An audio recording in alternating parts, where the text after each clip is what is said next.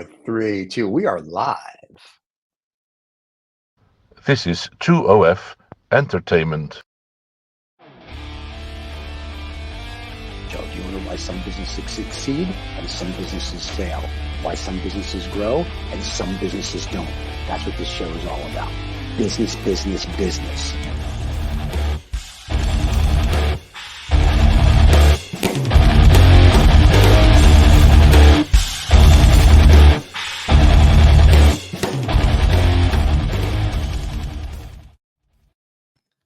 Welcome back. Hey, John and I are the various members and guests, apparently. Yeah, we are nobody in this show. Various members and guests. That's right. Yeah, we're the various. Even though it's great to have you on every week. So thank you very much. Next week, you've got a trip coming up. I'll be in the Big Apple, creating hatred of the people I don't know. So I'm very excited about that. All right. Well, that's a good place to do it. So there you go. Well, very good, everybody. Good to see you, John. All right. Yeah. All right. So what we've got? We didn't mean to wake you up, John. We didn't mean to. It was like it's not a surprise. Yeah. You didn't want background noise, so I gave you a mute. All right. You're right. Tell Ruth we love her. So okay. Anyway, what are we talking about today, Mr. Mike? Noise. Yeah. No, all good. All good. So look, what have we got? What have we got today, gentlemen? We've got a few different stories around Bitcoin, AI in the hospitals and the critiques around it, and the fight between Gannett and Google. Gannett being one of the largest newspaper chains in the United States, and Google being that small company based out of California. Just that the CIA funded. Let's not forget that. The CIA helped the Google get to where the Google is today. I thought they also had some fingers in Facebook too. So it was all that. Let me help you. The CIA, and I love these guys because no one says CIA, it's the CIA. It's like you say God. It's like CIA. There's not the CIA. It's just CIA. It's not the CIA. No, CIA. CIA, NSA. You love those stuff. So I'm sure they had their fingers in lots of things. And I'm good with that because I believe that at the end of the day, we have to be controlled by our overlords, which is us at the Illuminati, which we control the CIA. So you're biased in that regard. So yes, I am. But that's okay. There you go. Before we start, though, before we get into Bitcoin and AI health and Gannett and Google and how the CIA is going to take over the world with John's help. They've already done it. Yes. Yeah, I know. Yeah. And us with the Illuminati and the lizard people, we're going to pay a bill. So we'll be right back.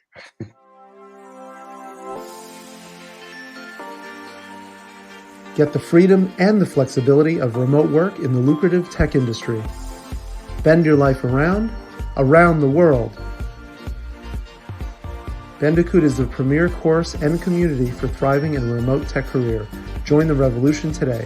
Bandicoot.com, official partner of the Lost Dollar Business Club. All right. And now I'm glad we have official partners here at the Lost Dollar Business Club. Yeah. We're gonna get more one day. I was thinking the franchise that we own, Hilda's House of Pain. I'm thinking we should be an official sponsor for those people that need a little whipping. That's right. It's a large population. I know. I'm very excited. That's why I'm going to be in New York. We're going to be opening up a new franchise there, and I have to make sure that I'm there to make sure it does well. So. That's right. John's just like, I don't know what you're talking about. John's like, I don't know what you're talking about. But John's like, I don't know what you're talking about, but I am a platinum member. So. Well, good. I mean, the reason why I bring up the Bitcoin halving, which is a very simple concept. I mean, you know that Bitcoin, you get money for mining the blocks, which are really just a set of transactions that get put into the chain, into the blockchain. But you get money for it, you get Bitcoin for it, and these mining subsidy halvings happen periodically, as I think it's as more and more Bitcoin get created, and so it went from 6 Bitcoin to now 3.125 Bitcoin, which is about $177,000 just for the reward of mining the block. Right. The entire block gets the last one, this this notable 840,000th block Right. got 37 Bitcoin in fees, which is $2.4 million. And that went to a Chinese mining pool that was able to mine this notable block. Wow, that is Wow. a great Ponzi scheme, that Bitcoin. I like it. And there was an article today in the Financial Times talking about the stable coins, because Right.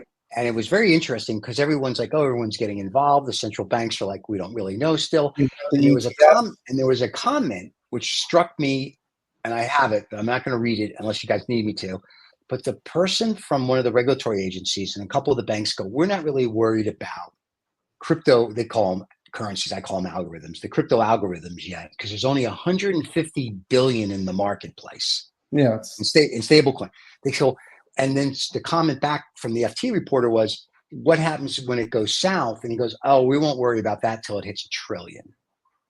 And then his ending comment was, he said, "It's amazing that people haven't learned from history, like 2008 and all these other things. So we're going to wait until there's a disaster with this crypto algorithm stuff or cryptocurrencies. Yeah. And then a government agency is going to intervene and make sure we're okay."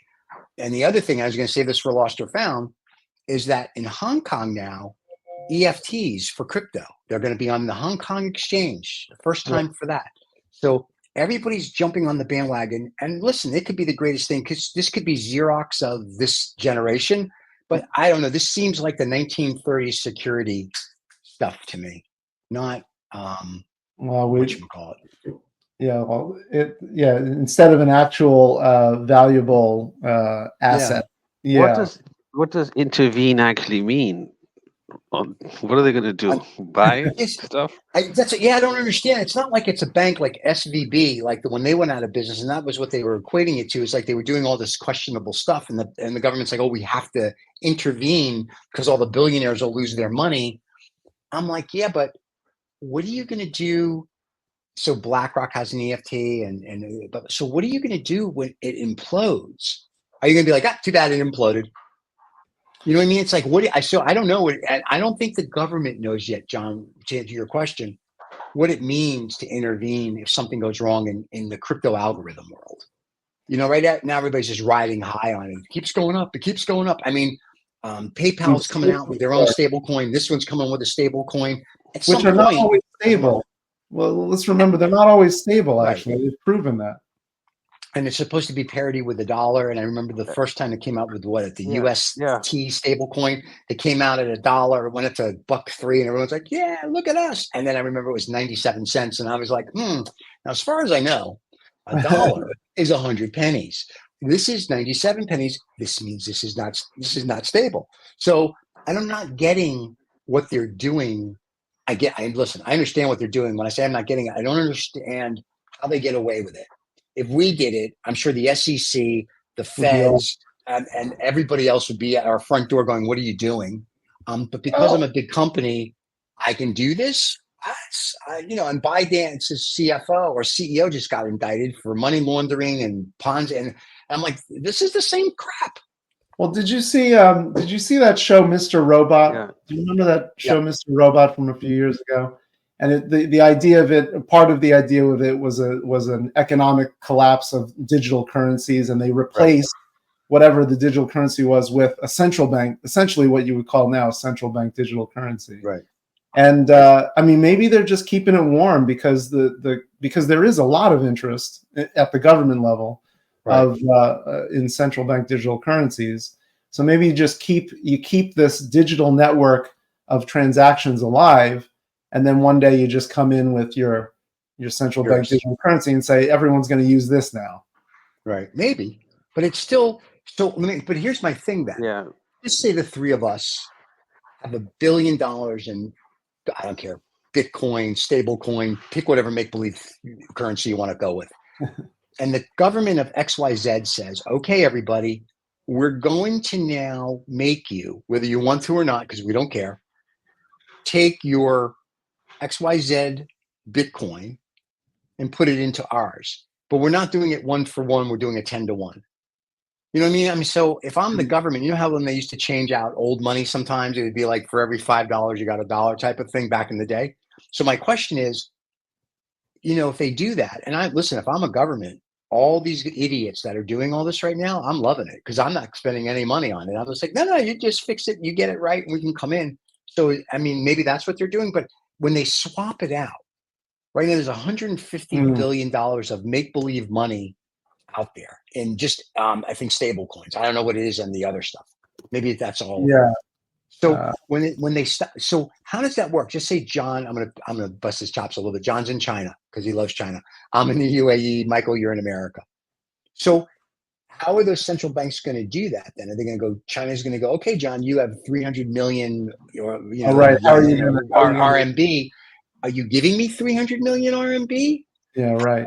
Is the U.S. going to give Michael 300 million U.S.? Are they going to give? Is the UAE giving me whatever their current? So that's my like. Well, the interoperability issue around these global these coins in general. I mean, the central bank digital currencies in general, and then cryptocurrencies. Yeah, that's a really interesting point, especially when you consider that the global cryptocurrency market. I mean, the entire global cryptocurrency market, they say is I guess Forbes says this is 2.33 trillion. Okay, well then it's at the place where we need to worry, according to this article. Well, I mean, global currency. You know, this means all the cryptocurrencies. So they're not. It's not like one. I mean, even what's the Bitcoin market size? I don't even know. John can look that one up. Look that up. All I know, according to the article in the Financial Times this Saturday morning, if you will, that it is a $150 billion. The amount of stable coins in circulation is approaching an all-time high of about 150 billion. In recent months, firms such as PayPal and Ripple announced plans that they are coming. Last month, Senator Cynthia Lummis and Kristen Gillibrand proposed legislation to create a regulatory framework for these tokens. And this goes back to, but if it returns to the payment giant Stripe, the $65 billion Silicon Valley giant, to crypto payments after 6-year abstinence that made people sit up. So basically, Stripe coming in with something is one of the bigger issues. John Bixby, a crypto entrepreneur, linked the Stripe move to the arrival of the U.S. spot Bitcoin EFT in January. So it's a lot of inflating. For basically nothing, I think, and that's why they're worried about it.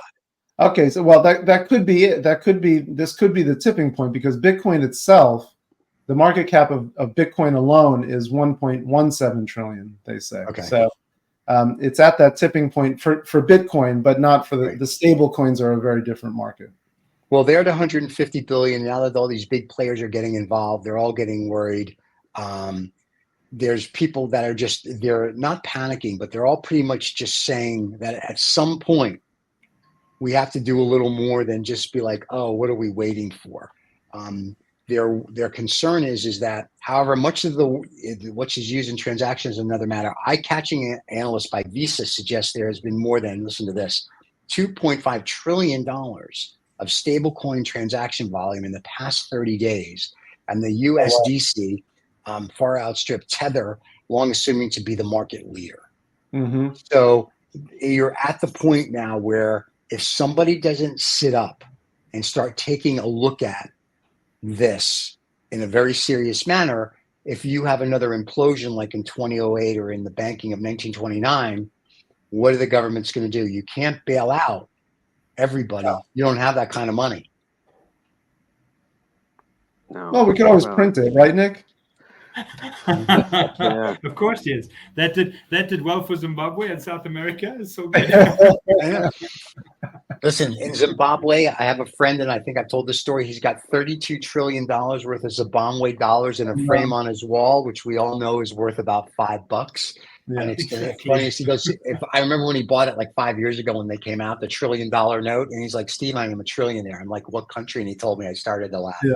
You know, it's like in Zimbabwe. Well, excuse me, I didn't realize. Well, this is a real. This conversation around the stable coins is a big one, because when you look at that kind of trading volume on something on such a small asset pool, you start to think about what are the systemic risks that are being introduced elsewhere as a result of people trading in these coins? I mean, that's really where the value of the dollar comes from, is from its regulatory powers to keep it in a semi-stable, rule of law kind of state.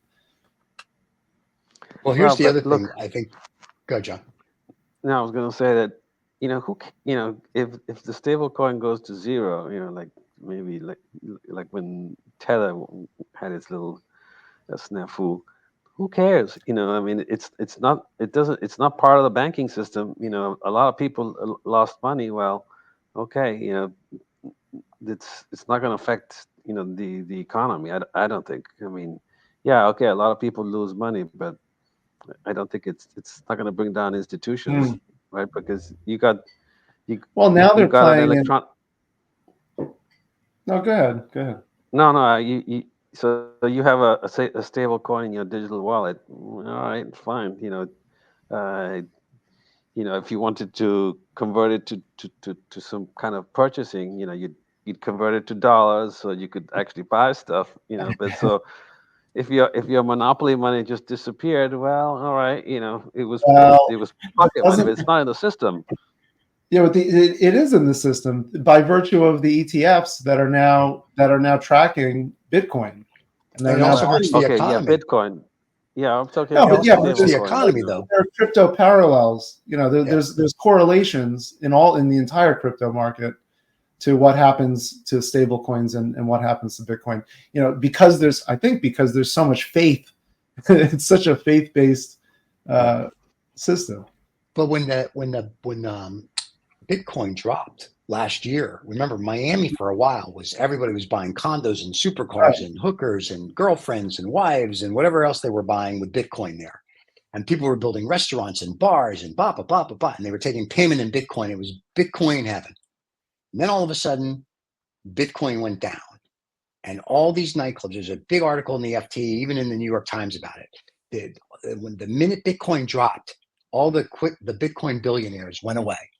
And all these people lost their jobs. Companies went out of business. Right. All these things. So to the stable coin and all these other things that people are going to use this for. And the article also says, what they're basically doing is, if let's just say we start a stable coin, and all I'm saying is give me $1 million. And what I'm going to do is I'm going to go buy a short-term piece of paper. So we get, a couple, whatever the 300 or 400 bips.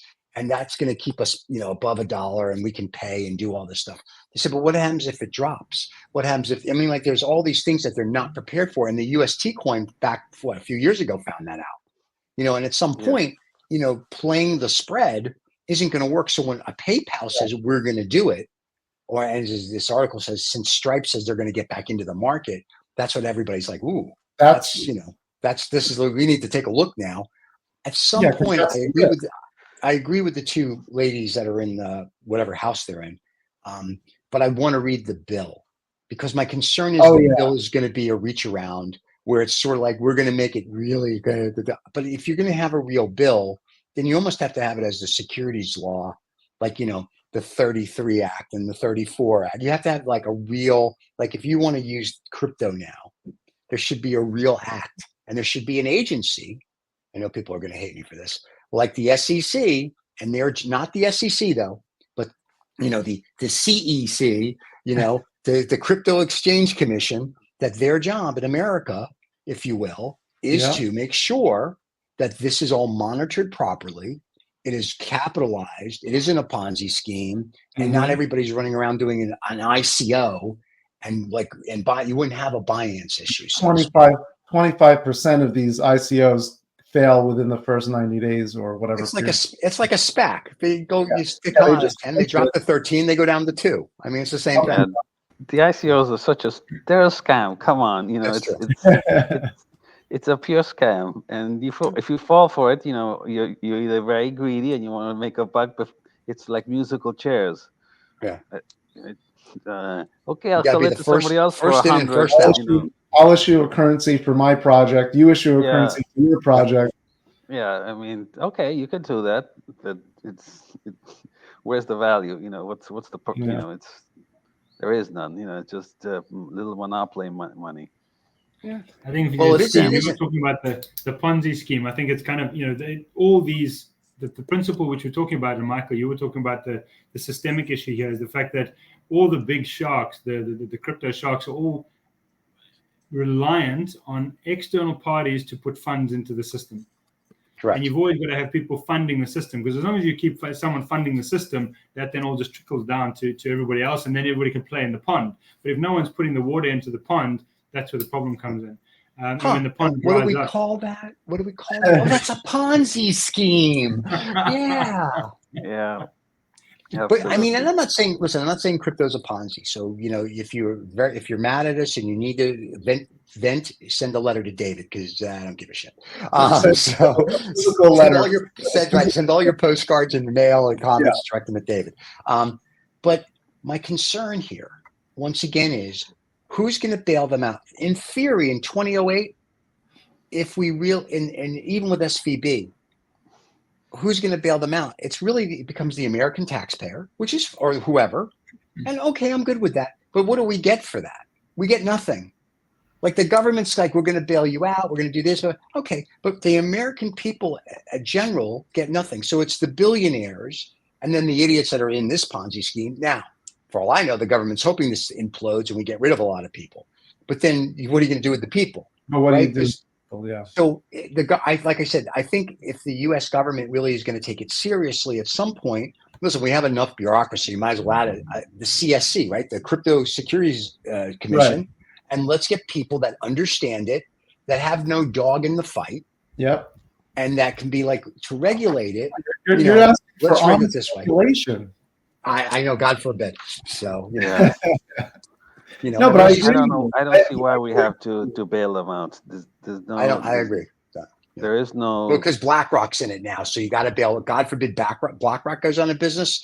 Every billionaire in the world is going to lose their money. No, but they're not putting their money into cryptocurrencies or stable coins. They're just issuing a security that could buy it, so you and Tom and Dick and Harry in every little town can put their $100 or $2,000 and speculate. But if the fund goes belly up, maybe you could try and sue BlackRock, but they're like, well, you had to.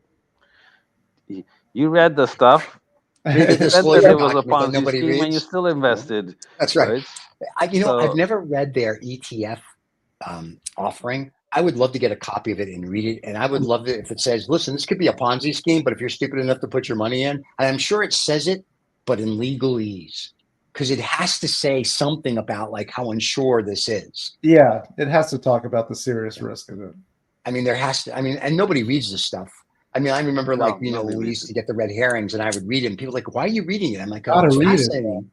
I love to read it because just the language they use to say you're going to literally lose all your money and you can't sue us is the best. And I just thought that was awesome stuff. But that one I haven't read, and that one I would love to read because I think I would highlight it and just laugh and cry the whole time. Well, a lot of these try to obfuscate the actual risk of it so that it sounds nicer than it actually is. Yes. But you got to reach for the money, it sounds like. Yeah. And listen, China, I think, still doesn't allow crypto because of a lot of reasons. And India is still not. Their central bank is still not. So I still think, the central banks behind closed doors, I know at our retreat, when they talk about it, I think, they're coming up with their plan. But I still say right now for them, this is sort of like, no, Wright brothers, go ahead and fly and crash and keep flying and crashing. And when you perfect it, then we're going to come in. So, and it kind of seems like that's what they're doing. I could be totally wrong, but that in my mind is how I perceive what's going on because I don't see any value yet other than I guess it does create wealth because, supercar dealers, homes, you can buy things with it. But then I'm like, but you still have to pay for them after you buy them.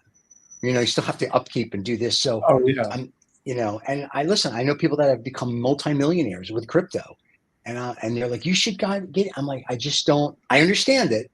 I just don't. Until I can go to my bank and go buy me, $1 million in crypto, and then go back to them and sell all my crypto and get 10 million back, type of thing, at my bank. then I can't, because the BS with the wallets and the this and the bank doesn't want it. It's just too mental masturbation for me. Well, So. and it's a lot of work.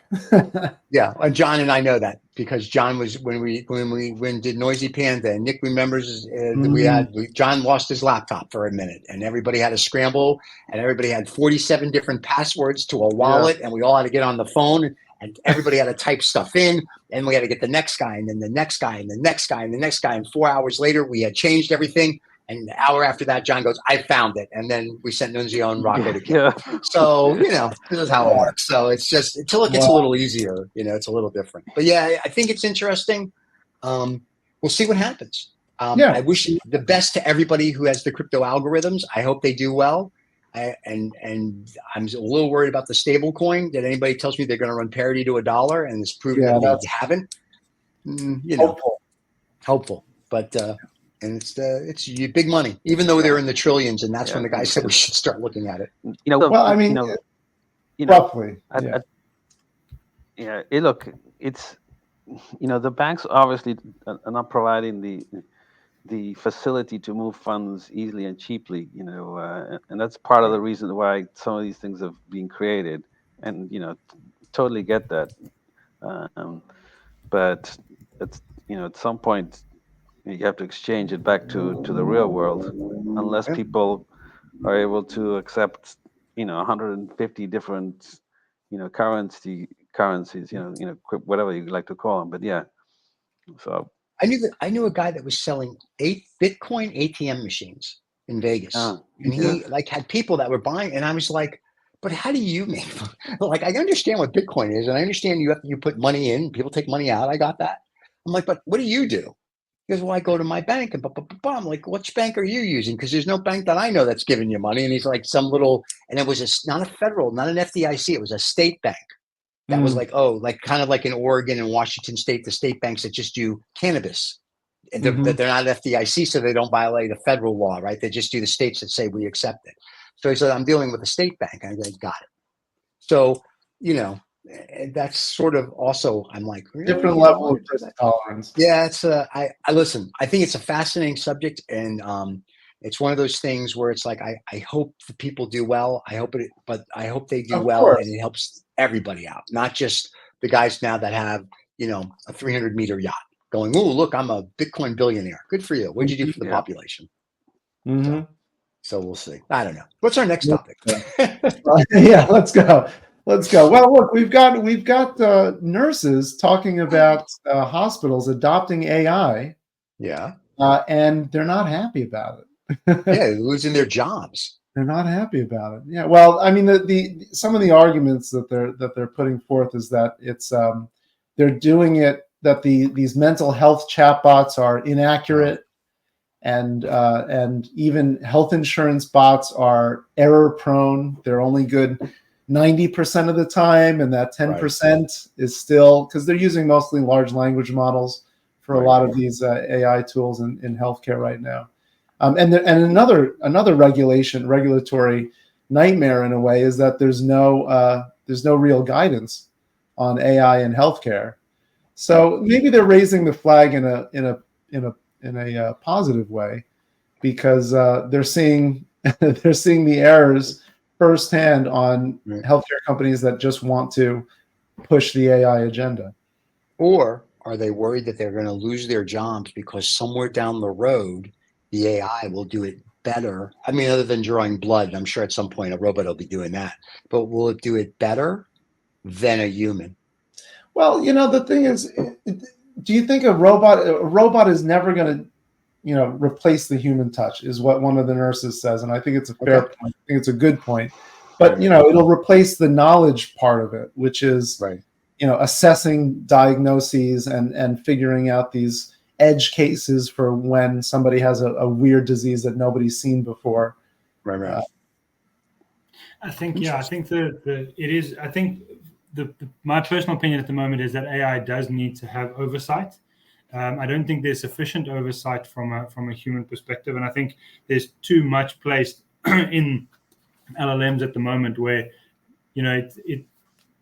they're very clear. OpenAI and all the companies are very clear on the fact that when you start triggering these LLMs, they are definitely not 100%. And I think I'm hoping that these, specifically in that particular space, you're in the medical space, you kind of want to make sure the fact that as much as what doctors make errors, I mean, I'm not saying doctors are error-free, as much as what doctors may make a mistake, you want to work with it hand in hand and have someone who has the ability to go, well, actually, no, my experience has taught me differently, but this is really interesting data that I could pull into the diagnosis or whatever the case might be. So I think Steve, to your point, that there is a portion where people are scared that it's going to take over, right. But I think to a large degree, even now, in the agency that we've got now, there's a lot of data. AI works really, really well, but it works really well with a human oversight and kind of going, hey, tweak here, tweak there, and check here, check there, because the challenge is that it's trained on data which has not been vetted. And the question then you start coming into ethics, where like, who's going to vet the data? Who knows what data is correct and which data is not?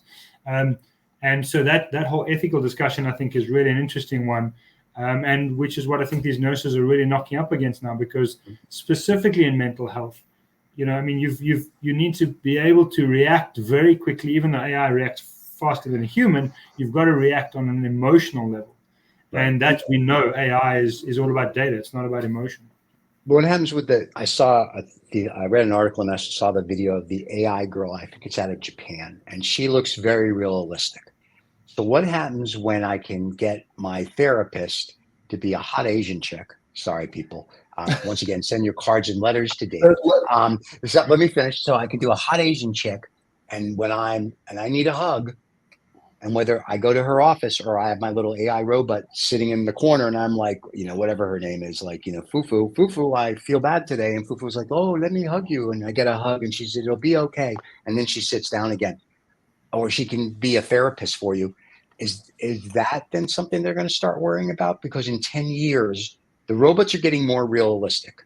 The AI is getting smarter. I mean, we look at AI companies every day and investing companies every day. I see where AI is going, even in the medical space. Mm-hmm. So I understand that everyone's, oh my God, but I go back to the same thing I always say. What am I going to do with all these people?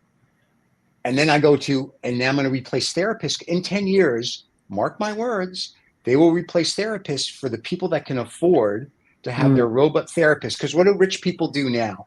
I don't have a therapist, thank God. I do it the old-fashioned way, scotch and cigars. So I'm good that way. But I don't have a therapist, but I have friends who have therapists, and they're on their speed dial. And so at 2 a.m, if they wake up with anxiety, I'm like, oh my God, what do? They call their therapist, and their therapist is like, blah, blah, blah, blah, blah. So instead of that now, I have whatever's in my corner, male, female, adult, whatever it is that makes you feel better. I can talk to it, and then it hugs me, and then I feel better because now I'm getting, if you will, the human touch from a machine, so to speak. Boom. So then what happens? Who's going to program the robot dog? Yeah. Who's going to monitor the Illuminati? I think there's a couple of sort of things there, Steve, which you kind of have to almost unpack each of them. The human touch, my personal opinion, the human touch is human. There's an energy transfer. There's literally energy between the two human beings, and my personal opinion is to try and get that from a robot, I think, is going to be literally impossible until they start figuring out how to literally clone the energetic signature of a human being, because there's certain people that you hug and it's kind of like, hey, a little bit of a hug, and the other people where you have a proper hug, it's like, hey, I actually feel safe now. So I think just on that level, that discussion is quite an interesting one. Okay. And then you get onto the point of the fact that, again, and I think the big thing here is emotion. AI, even though there's AI that can mimic emotion, so they can mimic sadness, they can mimic, and they can be trained to say, if someone says, I want to hurt myself, or there's something like that, there's a set of things that you can kind of say, okay, well, let's respond with this. 100%. I think the training there would be okay. The challenge is that all the reactions are, there's physical reaction, there's like what my face looks like, there's what my voice, how my tonation of my voice is, there's what my body language looks like. So I think all those kind of things come into it. And I think potentially in the future, there's the ability to train reactively to what that is. But certainly emotionally, I think there's going to be that's, if I look at where AI is going, that's, I think, where the human feeling and the human touch, I think, Michael, what you're referring to is that human touch, or our humanness, is actually going to be what separates us from machine and AI. That's what I agree with. And I think there's going to be a lot more symbiosis between the AI digital beings, or as the Ukrainian press agent, the new AI press agent. Oh yeah, that's awesome. I saw that. They call it a digital person. There's going to be more of a blending with that, but I still contend that the humanness, which I don't think the tech industry, and I'm in it, how many tech companies are talking about the energy transfer that you're just talking about, Nick? Or 10. Yeah, well, there you go. Out of how many? Doesn't matter. But those 10, one of them will actually do it. So here's my question to both of you gentlemen. And John is thinking, I can see he's also looking for lost and found things right now. So here's my question though. What's the difference? I got lost and found.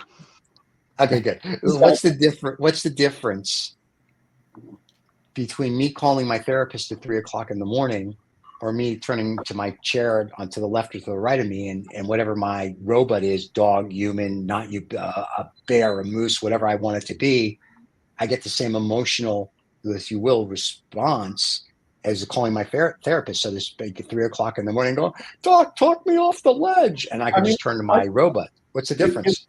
Is it really? I mean, if it's, you're assuming it's going to really be that good, and Yes. and that there would be no place for a human therapist. Which the thing is that I can imagine a world where more people get access to AI-based therapists because they are the ones who couldn't afford a therapist in the first place. To begin with. Well, David's a robot, and you guys don't know it, and you guys interact with him perfectly. So our experiment is working here at the Illuminati. Thank you. So, but I'm just saying. So you have to. I'm thinking through where things go, right? Because here's why I say that. There's this thing, and I have this in South Africa. Phone that everybody's like this on all the time. I know you guys still have gerbils, and you just got indoor plumbing. I'm very excited for you, and electricity is coming, I think, after the election. Exactly. But no, we lose it after the election, right? Yeah. You lose it after the election. Sorry. So, but everybody is so into this phone thing, right? Whether it's Instagram or TikTok. And to your point, someone sent me a couple months ago an AI therapist thing where you go, it says, "How are you doing?" I go, "Just to try." I go, "I'm doing great. How are you?" They go, "That's wonderful. What can I help you with?" I go, "Nothing. You're AI." It goes, "Oh, I'm more than AI." I'm like, "All right, we're good." So people are so used to that. And because our society is becoming less touchy-feely, like, and now listen, I'm an old school guy, less human. John and right, but John knows this. When he and I and the guys get together, everyone gets a hug, right? Everyone gets a hug. The girls give kisses on the cheek. It's like we don't think of it as, oh, you're invading my, fuck you in your space. It's not that, just shut the fuck up. This is what we do, right? It's in New York. We're all hugging and kissing, male, female. It's in the Middle East, same thing, hugs and kisses. You hold my hand. I don't care, right? But the rest of the planet is getting away from that. So I think the robot concept, to kind of both of your points, there's this emotional thing, but we're desensitizing a generation, and I don't know which one it is. So whether it's in 10, 5, 15, at some point, having the robot in the chair or the robot on the screen tell them everything's going to be okay and give them for lack of a better term, a fake hug, I don't think they're going to know the difference. They won't know the difference. They won't know better. Yeah. That would be my only thought on that. Yeah, look, I think AI works really well when it comes to assessing. So, for example, they've done really good work with assessing. So, for example, the lungs. Can you pick up a mark on the lungs which is going to equate to cancer or something like that? I think those kind of AI applications really useful because someone behind the chair or someone behind the PC, the screen, or whatever, they may be tired, they may be going through a tough time, divorce, whatever it might be, and then they're in a bad space, headspace.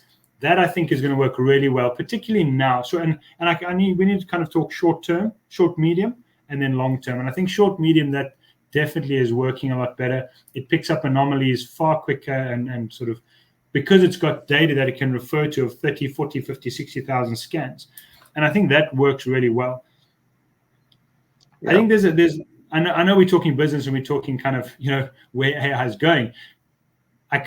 When we talk about emotion, we talk about people, Steve. I think one thing which you've alluded to, which I think has huge power, is that emotional connection. When you go, hey, hugs and kisses, and we're all touching, like, hey, listen, let's have a big hug, and there's that emotional transfer. What we're not seeing is the energetic transfer between the two human beings. Right. And yes, we might get to a point where you look at a screen or you hug the robot in the corner. My personal opinion is that that's not going to tick the box. Right. You're going to get to a point, you're going to get to a level where it's like, hey, listen, I feel a little bit better, but you're still going to be missing something. There's going to be something missing out of that. And I think, again, to the point is that when our humanness, Michael, to your point, is that our humanness is going to need to be injected or sort of threaded through that. So that human connection, that real emotion that comes through, it's a felt energy. It's not just a word spoken. It's not just the act of hugging. It's actually that energy transfer. It's the emotion. You have to be taught to value that, I think, is what Stephen's saying too, is that we do. There is a generation of people who are completely glued to their screens. Yep. And they're not even, there are certainly people in that generation who are not taught to value the human connection, the human touch, because they only value what comes through the screen. Right. And that's a problem. I mean, I think that's a problem for humanity, as opposed to just even an individual person. If we don't acknowledge that, there are people who are they think they're checking the box with the screen. And we know they're not, because mental health outcomes right now among young people who are using the phones from the smartphone age are not doing well. I mean, we know on a lot of mental health metrics. So we see the evidence that it's not working. It's not checking the box, but they don't even know it. They don't even know that it's not checking the box. And there, my friend, as they say, lies the rub. Because the parents, remember, when we all grew up, and Michael's from the Northeast, John is from South America, they just all kiss and hug each other naked. It's one of those things. And Nick's from South Africa, they don't know what they're doing. But anyway, but if you remember when we were all growing up as kids, especially in New York, your grandmothers, your grandfathers, the neighbors, the cheeks got pinched, you got kissed, you got hugged. It was like, if you couldn't say you're invading my personal space, because they would just look at you and laugh, right? You had no personal space. And so you grew up with that kind of whatever. So when I see like Biden giving these women hugs and they're like, you're invading my place, shut the fuck up. He comes from an era where that is not an invasion of anything. That's a show of affection. And there's nothing wrong with showing affection. But now, because we have the mamby-pambies, like, you're invading, shut up. You don't know shit. Let them invade your space. And that's why these people go out and do the shit they do. They don't have empathy. They don't have this. Because they're not used to it. And part of that, I blame their parents. Yeah. Like I see parents today when they go hug their kid, the kids, I mean, like when I was a kid, my mom would hug or kiss me and you would all go, kidding around. But we, of course, then embrace them and kiss them and hug them. But I see kids today that do it. And it's not to be cute or funny. They just don't want to be touched. And I'm like, this is a problem. Because then as you get older, you're not going to want it. This is why kids today are having less sex. They don't want to be touched. Go figure. And then if they ever have kids, which doesn't seem like they're gonna, then those kids are going to grow up being hugged and kissed by a robot. So unfortunately, I would love to agree with you that there's this humanity thing and we're all going to kumbaya, but there's going to be a generation, and I think it's probably mine or maybe the one right after mine, where they're going to be the last ones to know huggy, kissy, kissy, huggy, unless you're coming from, if you will, certain countries in Asia, the Middle East, or a big Italian family, or a Jewish family. I think the rest of the planet is losing that humanity. And you see that just globally in the news. And I think that's a big thing. Nobody values life anymore because no one was taught to. There you go. And there you have it. Yeah. I mean, that's full circle to the nurse saying, you can't replace the human touch, but maybe it'll be bad. So. We would like to do Lost and Found, gentlemen, or do we want to touch on Google and Gannett, or save that for next week? Let's do it next week. Let's get into Okay. lost and found. I've got a couple good things in there. Oh, all right, boys and girls. John's got a couple good. John's been researching the whole show. He's ready to go too. All right, No, guys, not here we really. go. Welcome to this week's Lost and Found, uncovering dollar winners and losers, where we discuss dollars lost and dollars gained by various companies and projects. All right. Well, guys, let's let Nick go first. We'll have John go after Nick. We'll have Michael come, and then I'll just pick up the back. And since we have no David, I'm sorry, there'll be no cow jumping over the moon, saving the sun, or anything crazy like that. But I think we all have some good ones. So, Mr. Nick, what do you have? Yeah, so I wanted to actually throw this to you, Steve. So it's a bit of a almost vetting lost and found. What was I saw a report recently, and I didn't go down the rabbit hole sufficiently, but the fact that the top 1% has more value or owns more than the middle class and everybody below now. Yes. Yeah. When that's just happened, that's a recent. I think trajectory. it's the last few years. Last few years, Yeah. that is a true statement. Yes.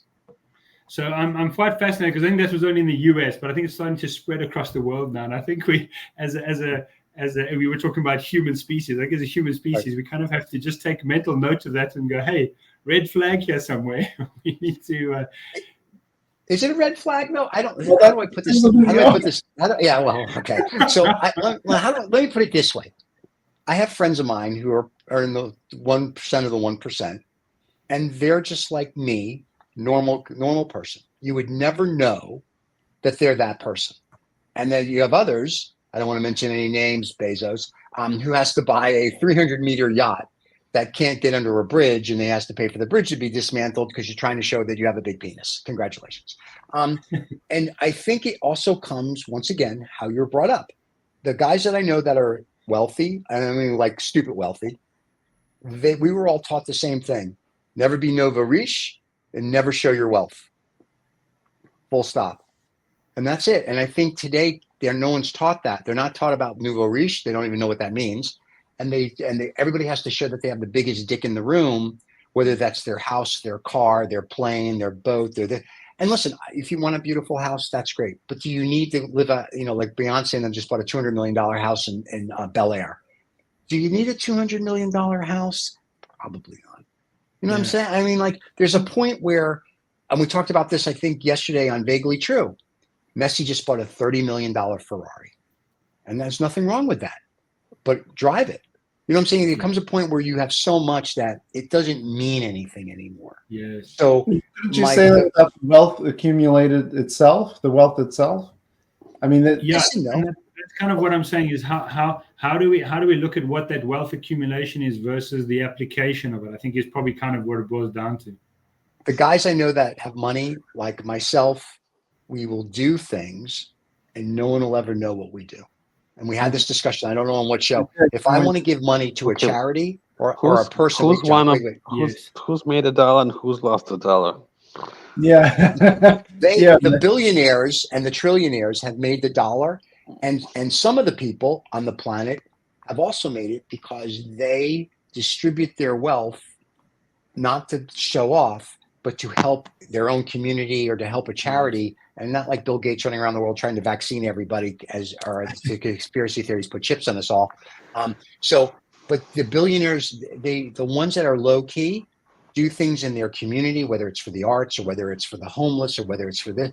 And so it's some of it benefits society. Others of it, no. I don't know Mr. Bezos. I don't know Mr. Zuckerberg. I don't know what they do for charities. I don't care. The guys I know what they do. And they make sure that when they do it, it's very quiet. And I kudos to that because I don't need accolades. Even when I do something, I'm like, shh, we're good. Like if you say anything, it'll never happen again. And they get it. And it's like, there you go. And we're done. I don't need a building. I don't need a wing. I don't need my name on a plaque. I just have to look at myself in the mirror and go, I'm good. And that's it. Yeah, 100%.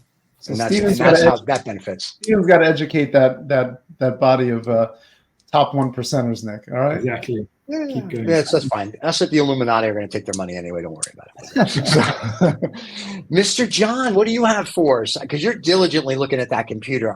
Or Nick, do you have anything else, or are we waiting for John's? No, good to chomping go. at the No, bit? it was just trying to push Okay. that button because it depends what end of the scale you're on. It's a big I button. got it. So Exxon got approval from the FTC to buy a natural gas oil company called Pioneer Energy. It's a Right. $60 billion merger. So there was a good chance that they were going to cancel it because they've been canceling all these things. So that's a win for, I guess, the guy Exxon. Pioneer, who Exxon too, because they got the asset that they were looking for. So it's just double win there for everybody, I think. Kudos to Exxon and kudos to their shareholders who are now laughing, fat and happy, laughing all the way to the bank. And to Nick's point, becoming more of the 1%, not to help the people out on the. And then, so there you go. Worked out well. The CEO of Peloton resigned. Left. Yep. Yeah, because Peloton shares have dropped 92%. So everybody. There's no COVID, John. No COVID. Yeah. Right. Everyone could go back to the gym and work out, or they just getting fat and happy again. So there's tons of dollars lost there. Yeah. Tons, yeah. That would have been a great short. If you and everybody kind of knew it when Peloton was taking off during COVID. So everyone was saying, "Really, you think this is really like when people have to go back to work and do this and do what's really going to happen?" And it's what everybody thought, which I feel bad for the Peloton people, but it is what it is. So, what else you got, Johnny? So that's it. That's it, Mr. Mike. What do you have? What's that, John? That's it. Two. That's it. That's it. Just got two. All right, that's it. So I have this is definitely a loss for a former quality auditor at Boeing supplier Spirit Aerosystems, who was a whistleblower, and he's dead. And from an infection. The second whistleblower who has mysteriously passed away. He was 45 in good health, and he got MRSA after not being able to breathe and going into the hospital and getting pneumonia and just getting these horrible diseases. So, it's tragic. It's sad. That's bad for Joshua Dean, who is the former quality auditor. But maybe it's good for Spirit Aerosystems, who doesn't have to worry about what he was alleging anymore. I'm not sure. So that's the thing. Don't go against the military-industrial complex, and you'll live. All right, Stephen said it. And I've got something in honor of David. Because he's not here, and this is related to pet parrots. So they've got people are doing studies on pet parrots apparently. And this actually goes back to our discussion on humanity, because parrots, they don't want to watch pre-recorded videos of other parrots. They want a live video call with other parrots. Oh my God, I love it. These parrots prefer the live video calls over the pre-recorded videos of parrots. So there you go, gentlemen. Humanity even extends into the animal kingdom, and you can't replace the real thing. I love that. That is the best. That is a win. That is a win. That is not a loss. That is definitely a win. I am now going to go. I'm going to go next week and have a parrot sitting on. I'm a call sitting here. That's right. Going, talking, and before you know it, he could do the show, and it'll be perfect. There you go. So a couple of things really quick for everybody. First of all, kudos to the New York Knicks. I've been watching them in the playoffs. They finally beat the 76ers last night to make it to the next round of the playoffs. Thank God. Don't screw this up, boys. A couple more games. You can be world champions for 12 months till you screw that up. Please, we need something from you. And the Rangers in hockey are also doing well. So kudos to them. And I think the Islanders, but it's the Islanders. Nobody cares. China, John's favorite country, are putting more honeypot spies into Europe. This was in the FT on Monday or Tuesday. There's more honeypot spies, and a honeypot spy, for you people that don't know, is a female agent or a male agent that sleeps with their target to get information they need. Usually it's females. There was a whole bunch of instances of aerospace people, defense ministers and ministers and whatever, sleeping with their honeypots and then getting arrested and going to jail. And actually one got married to one, and I guess she converted to, the good side, whatever the good side is, Darth Vader type thing. Maybe And last but not least, a double agent. Yes, I thought that was interesting. And last but not least, working from home, according to The Economist this week, is not more productive than going to the office. Personally, I think that's BS. I think that's real estate companies paying them a fee, because I actually know people that work from home and they are much more productive, and I don't want them in the office ever. You don't want to. Yeah, that's crap. I just wanted to throw that. Those studies will go back and forth to the end of time. The end of time, yeah, exactly. Remote work will remain remote work for the foreseeable future. I've told this story, and I'm going to tell it really quick. We had a guy named Patrick. Patrick on Fridays would ask me if he can work from home because traffic was a bitch on Friday, blah, blah. I was like, Patrick, I don't care. You work at home on Friday. I realized on Friday, I got 3 weeks worth of work out of Patrick on Friday. Exactly. Because he wasn't at the office and he could do, and he would, he'd start his day at 6 or 7. He'd go and I'd go have lunch with my boyfriend, or I guess his husband. I'd like, go lunch. I don't care. Go do whatever. And I'd be like, I just wanted to see how it would go. He'd come back at 3 or 4. And I'm like, they had a good lunch. I don't care. Then all of a sudden he was working until midnight, 1 o'clock. And I'm like, he got so much done. So I'd say to him, listen, if you need to take Monday at the house, if you need Thursday, like, I don't care if you ever come in Monday, Tuesday, so I can see you. I don't care if you show up the rest of the week. So he would take like a Friday and a Monday, or a Thursday and a Friday. I was like all day long. I would tell the team, I'd be like, listen, if you don't need to come in if you don't want to. And we got work out of them better, I found, than not coming in, because they can do their personal stuff. They don't have to be like 8 hours of clicky. I'm like, I don't care. Just get your stuff done. Like if you get up at 5 in the morning and you're done with all your stuff by noon, go. I don't need you.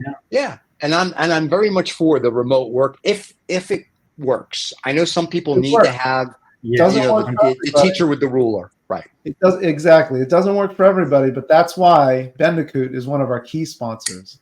There you go. The Bandicoot people. There you go. Well, gentlemen, in a couple of weeks, we do have an AI health company that's coming on. That'll be exciting. They're going to talk about what they're doing in the space. So all you nurses and doctors that are watching, and no, we're listening. No, just kidding. Actually, we'd love join us in 3 weeks' time. You can have an input. There you go. Yeah, come on the show and you can debate with the guy. But it's a fascinating technology. I've seen it. I like it. I think it could change the world, but it doesn't replace anybody. So just so you know, it helps you get to the next level. So I think that'll be good. I think we have some other guests coming in May and June, and we got tons of stuff coming up this month. So, but next week it'll be it'll be no guests. It'll just be us on the show. Stephen, you're out. David will be out, but we will be running the show, John and Nick. So it's up to us. Oh God, you guys are running the show. Oh, okay. Good luck, everybody. Hey, always good to see everybody. Have a happy Saturday. Don't forget, you can catch us wherever you get your podcasts. I'm not going to name all the places you can get them, but you know to get them there. Don't forget to subscribe and like, or if you want to see our ugly little mugs, you can catch us here every Saturday morning on YouTube. Show airs at 6 o'clock in the morning, New York City time. You guys can look up EST around the world. We'll see everybody next week. Thanks for joining. Cheers. Cheers. All right. Bye.